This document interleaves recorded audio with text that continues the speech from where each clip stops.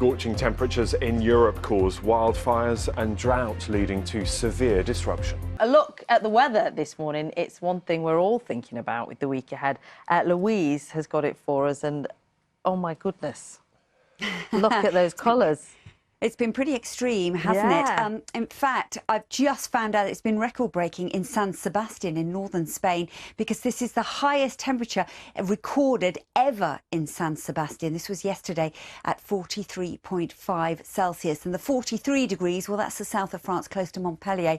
That was the highest that we've ever seen, in excess of 40 degrees so far in the year. So we are really seeing some extreme weather, and it has been very uncomfortable, hasn't it?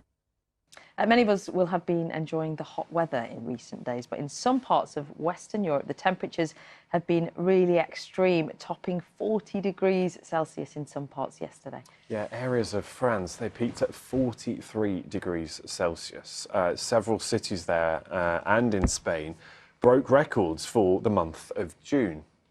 And that's the thing, isn't it? You might expect them in July and August, but this is June. Parts of southern and western Europe have been hit by extreme heat this weekend, with the thermometer passing 40 degrees Celsius in some areas. Yes, temperatures in both Spain and France have broken records under a wave of hot air that has moved north from Africa. Azadeh Mashiri has more. A record-breaking heat wave has put Europe on alert. Spain is facing the earliest one it's seen in decades. It's led to wildfires continuing over the weekend in areas like Catalonia, burning thousands of hectares of land and forcing whole villages to evacuate. Temperatures in France have hit 40 degrees Celsius earlier in the year than ever before, with some parts of the country like Bordeaux outright banning outdoor events, with their hospitals under pressure.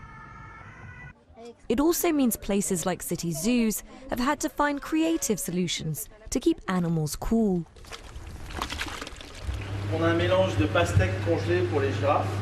We have a frozen watermelon mix for the giraffes.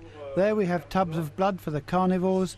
And then here we have blocks of ice mixed with meat for the lions. The sweltering heat also has farmers in Italy worried about their crops, as record droughts are drying up their rivers, forcing some towns in the Po Valley to ration water. The situation could even get worse. It could cause damage to fauna, to agriculture, to everything. Already there is no more water. I used to go fishing, but now I can only fish for stones. Heat waves and wildfires are not unfamiliar to these parts of Europe, but they're becoming more severe, happening sooner than usual and more frequently. And scientists say that is due to global warming. Azadeh Mashiri, BBC News. So let's look at why all of this might be happening. We can speak now to the climate scientist Robert Votard, who's in Paris. Robert, good morning to you. We heard there from some holidaymakers, some businesses coping with the heat. How unprecedented is this sort of temperature at this time of year in France? Yeah, well, it's quite unprecedented. We had records broken in the southwest especially, but in many places in the center of France and also in the south of France. So it's a widespread record-breaking heat wave that we've had in the last few days. And I know you've been discussing this, and it's probably a little early to determine, quite what the causes are, but it's very clear that the number of incidents of temperatures reaching these highs are becoming more and more frequent.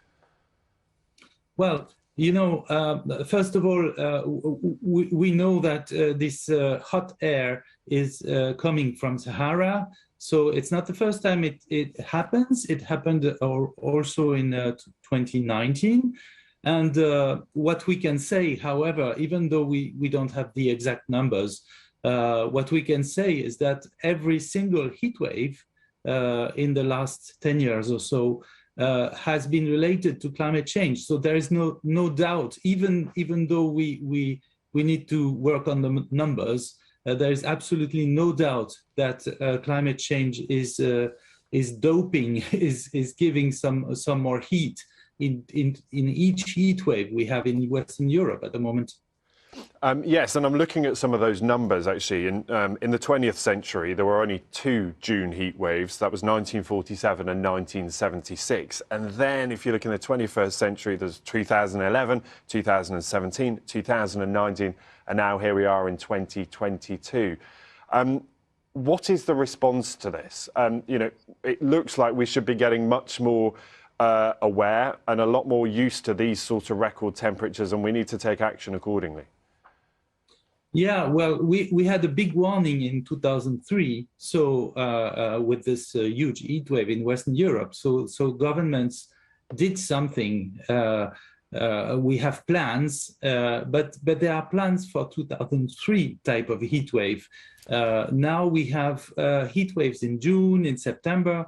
So we have to also protect children and teachers in the schools. The schools are not well isolated thermally right now. So it's absolutely crucial that we take this problem seriously. So we have a lot to do. So there is a lot of impacts we can expect on agriculture as well. And but the first one is really human health.